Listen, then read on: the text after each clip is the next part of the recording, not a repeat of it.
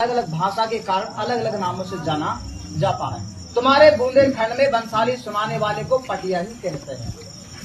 तो हम आप लोग की बंसाली विस्तार से शुरू करते हैं। सबसे पहले लोधी जाति कैसे बनी थी, कौन से राजा से पैदा हुए थे, ये विस्तार से हम बताते हैं। पहले दो वंश बने थे, सूर्य वंश और चंद्र वंश। अब इन वंशों में से आप लोगों का वंश जो है सूर्य वंश और चंद्र वंश में से लोधी समाज का वंश होता है चंद्र वंश। लोधी समाज को पहले लोधी नाम से नहीं जानते थे, पहले आप लोगों को चंद्रवंशी क्षत्रियों के नाम से जाना पहचाना जाता था। लोधी समाज क्षत्रियों में आते हैं, यानी चंद्रवंशी क्षत्रियों के नाम से लोधी समाज को जाना पहचाना जाता था। तो चंद्रवंशी से लोधी जाति कैसे बनी थी, कौन से राजा से पैदा हुए थे। लोधी समाज में यानी चंद्रवंशियों में जब धीरे धीरे संतान आगे बढ़ने लगती है, राजा महाराजाओं ने महल किले बनाने आरंभ किए थे। तो चंद्रवंश के अंदर महाराजा सहस्त्रबाहु अर्जुन हुआ था। तो सहस्त्रबाहु अर्जुन एक चंद्रवंशी राजा था, जो इतना बड़ा राजा बलशाली था कि उनके 1000 भुजाओं का बल था और नर्मदा नदी के किनारे सहस्त्रबाहु अर्जुन का किला था। एक दिन अपनी भुजाओं को फैलाकर नर्मदा नदी में बैठ जाता है, तो नर्मदा नदी का पानी था वो भी उल्टी दिशा में बहने लगता है। बहता हुआ रावण की कुटिया में पहुंचा, तो रावण जब तपस्या कर रहा था, उन्होंने आकर देखा तो सहस्त्रबाहु अर्जुन अपनी भुजाओं को फैलाकर नर्मदा नदी के अंदर बैठा हुआ है। तो यानी वहीं से वार्तालाप होते हुए रावण का और सहस्त्रबाहु अर्जुन का यानी युद्ध होता है। तो सहस्त्रबाहु अर्जुन इतना बड़ा बलशाली था कि रावण को भी बंदी बनाया था। बाकायदे इतिहासों के अंदर लिखा हुआ है ये बात। एक दिन सहस्त्रबाहु थोड़ी सी सेना लेकर जगदम्बी ऋषि के आश्रम पर जा पहुंचता है, और जाकर जगदम्बी ऋषि के आश्रम पर जब पहुंचा तो जगदम्बी ऋषि की पत्नी रेणुका थी। उन्होंने राजा को देखकर घबरा जाती है और कहने लगती कि पतिदेव, ये राजा थोड़ी सी सेना लेकर हमारे द्वार के ऊपर आ गया है, इस राजा का खाने पीने की व्यवस्था और इसका मान सम्मान किस प्रकार होगा। तो सहस्त्र यानी जगदम्बी ऋषि कहते हैं कि रेणुका जी, आप बेशक चिंता मत कीजिए, इस राजा का मान सम्मान में अभी कर देता हूँ। तो उनके पास कामधेनु गाय थी। कामधेनु गाय से दूध निकालकर और नाना प्रकार के भोजन बनाकर सहस्त्रबाहु की सेना के लिए मुंह छोटा भोजन खिलाते हैं। अब ये संवाद देखा तो सहस्त्रबाहु अर्जुन सोचने लगता है कि भाई ये तो गाय बड़ी चमत्कारी गाय लगती है, ऐसी गाय तो हम राजाओं के पास में होनी चाहिए। तो जगदम्बी ऋषि से कहते कि भाई आपकी ये गाय हमको पसंद आ गई है, और इस गाय के बदले में जितना भी धनमाल खजाना और जितनी भी गाय मंगवाना चाहते हो हमारे महल से मंगवा लो, लेकिन इसके बदले में आपकी गाय हमको दे दीजिए। तो जगदम्बी ऋषि कहते कि सहस्त्रबाहु, ये जो गाय है ये देवताओं की धरोहर है, जो मुझे तपस्या में मिली है, ये आपके पास में नहीं रह सकती, तो मैं आपको ये कामधेनु गाय नहीं दे सकता। अब सहस्त्रबाहु ने सोचा कि भाई मैं तो इतना बड़ा राजा और मेरे राज्य में रहने वाला जंगल में साधु, और मैंने जिससे गाय मांगी मुझे मना कर दिया। तो सहस्त्रबाहु अर्जुन क्या काम करता है, जगदम्बी ऋषि को घायल कर जबरन बल पूर्वक उनकी कामधेनु गाय को लेकर सहस्त्रबाहु कामधेनु गाय को लेकर चला जाता है। तो कामधेनु गाय तो देवताओं की धरोहर थी, तो वो तो पृथ्वी लोक से देवलोक को चली जाती है। तो इधर उनको गाय भी हाथ में लगी थी और जगदम्बी ऋषि से भी उन्होंने कह दिया। अब इधर क्या होता है कि जगदम्बी ऋषि के 5 पुत्र थे, जिनमें से सबसे छोटे पुत्र का नाम परशुराम था। अब इधर परशुराम को यह पता लगा कि वे मेरे पिता को चंद्रवंशी राजा ने घायल किया है और हमारी कामधेनु गाय चंद्रवंशी राजा लेकर चले गए। तो तभी से ही वो हाथों में जल लेकर एक प्रतिज्ञा कर देता है कि मैं चंद्रवंशियों का वंश आगे नहीं चलने दूंगा, चंद्रवंशियों को पृथ्वी से मिटाकर रख दूंगा। तो परशुराम ने इस पृथ्वी माता से चंद्रवंशियों को 21 बार हीन कर दिया था। ये तो आज लगभग सभी ही जानते हैं कि भाई परशुराम का जब अत्याचार बढ़ा था तो परशुराम ने पृथ्वी माता से चंद्रवंशी राजाओं को 21 बार हीन कर दिया था। यहाँ तक कोई जाति नहीं बनी थी, यहाँ तक सिर्फ चंद्रवंशियों को चंद्रवंशी क्षत्रियों के नाम से ही जाना जाता था, जो कि चंद्रवंश में एक अकेले लोधी ही नहीं आते हैं। चंद्रवंश के अंदर कई जाति आती है। 36 प्रकार के ठाकुर होते हैं, जिनमें से 10 प्रकार के ठाकुर सूर्य वंश से पैदा हुए थे, 10 प्रकार के ठाकुर चंद्रवंश से उत्पन्न हुए थे, 12 प्रकार के ठाकुर ऋषियों से उत्पन्न हुए थे, और 4 प्रकार के ठाकुर अग्नि के कुंड से उत्पन्न हुए थे, यानी जिनको अग्निवंश बोला जाता है। मंत्रों के उच्चारण के द्वारा अग्नि के कुंड से 4 प्रकार के ठाकुर उत्पन्न हुए थे।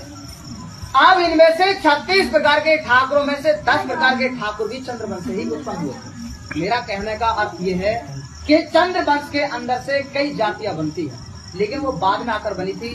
तो चंद्रवंशियों को परशुराम ने 21 बार पृथ्वी से हीन कर दिया था। यहाँ तक लोधी समाज की कोई जाति नहीं बनी थी।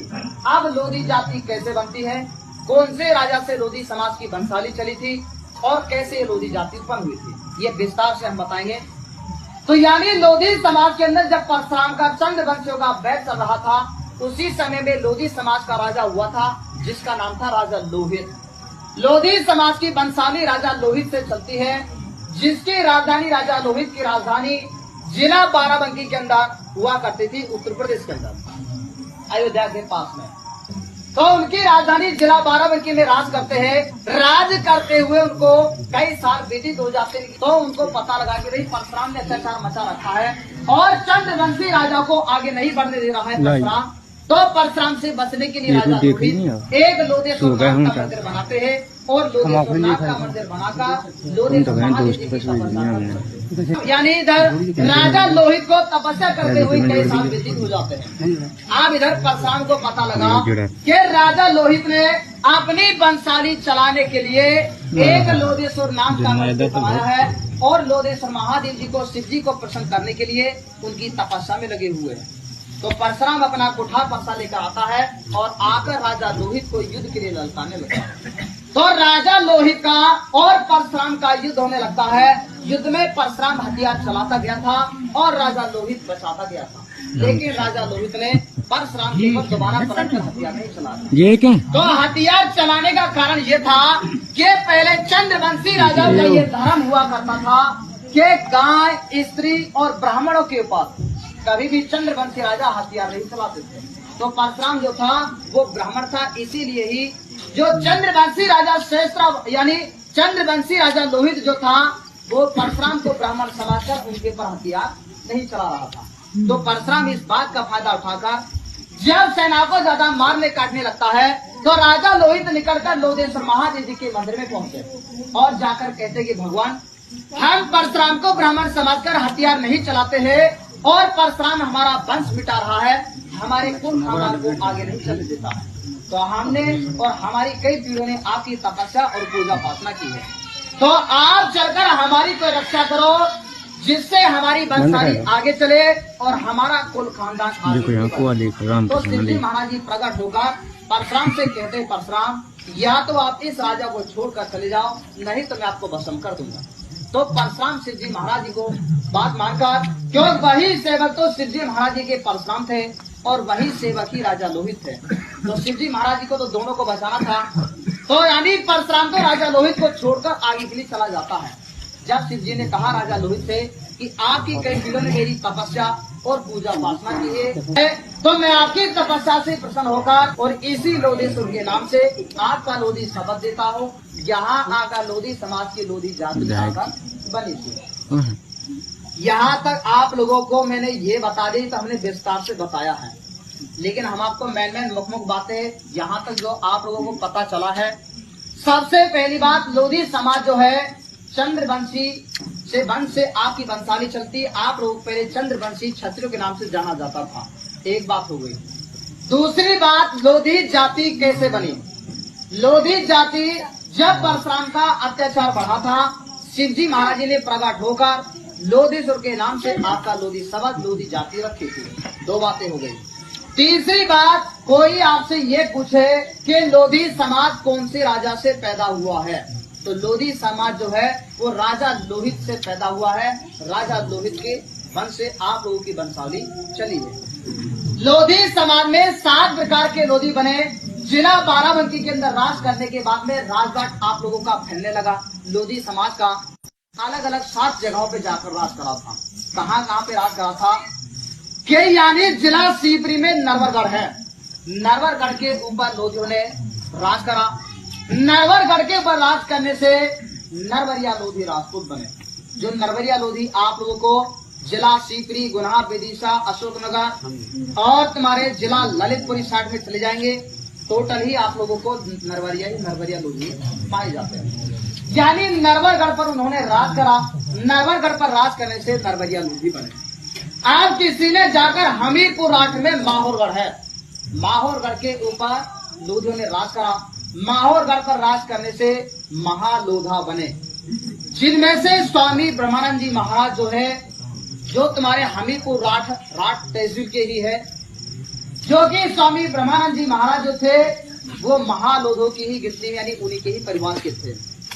यानी हमीरपुर राठ में माहौरगढ़ पर राज करा। माहौरगढ़ पर राज करने से महालोधा बने। दो प्रकार के लोधी हो गए।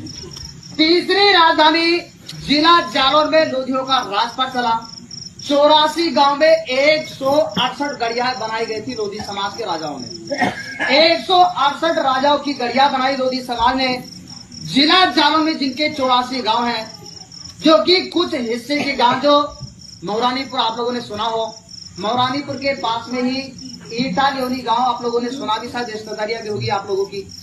ईटा लियोनी गांव में जाकर आप लोग देख लेना, आज भी 2-3 गढ़िया बनी है वहां पर राजाओं की।